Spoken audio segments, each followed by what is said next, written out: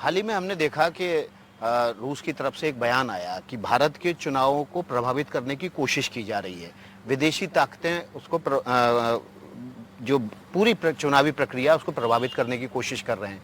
America में बैठ के सैम पित्रोदा बयान देते हैं, वो भारत की लोकतंत्र पर एक सवाल उठाते हैं, यहाँ की आरक्षण व्यवस्था पर सवाल उठाते हैं, और मणिशंकर अय्यर भी पाकिस्तान के समर्थन वाले बयान देते हैं। क्या ये विदेशी ताकतों का इंटरफेयर है?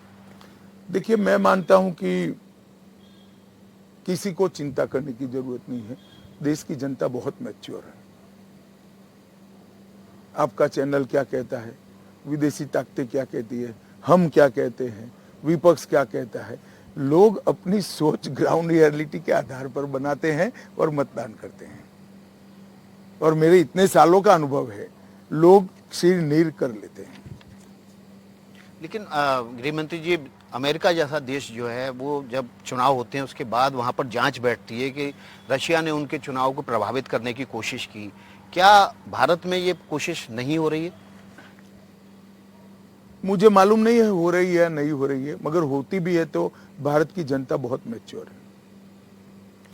भारत सरकार ने 2014 के बाद एक पॉलिसी में बड़ा शिफ्ट किया और कहा कि भारत के खिलाफ जो युद्ध छेड़ेगा हम उसको घुस के मारेंगे, और ये बात चुनाव में भी एक मुद्दा है।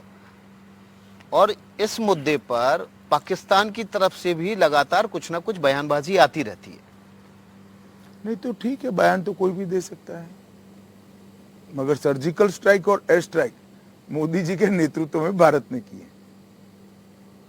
इस तरह की सर्जिकल स्ट्राइक चुनाव में मुद्दा बन जाती हैं, लेकिन एक चुनावी मुद्दा जो हमेशा से रहा है, पीओके, क्या वो भारत का हिस्सा बनेगा? कभी कभी चुनाव के बाद ऐसी नौबत आएगी? इस प्रकार के इंटरव्यू में वो कब बनेगा वो कहना उचित भी नहीं होता है, कोई कह भी नहीं सकता है। परंतु मैं इतना जरूर कहना चाहता हूं, पीओके भारत का हिस्सा है, ये सत्य है, इसको कोई झुठला नहीं सकता। इस पर अधिकार केवल और केवल भारत का है।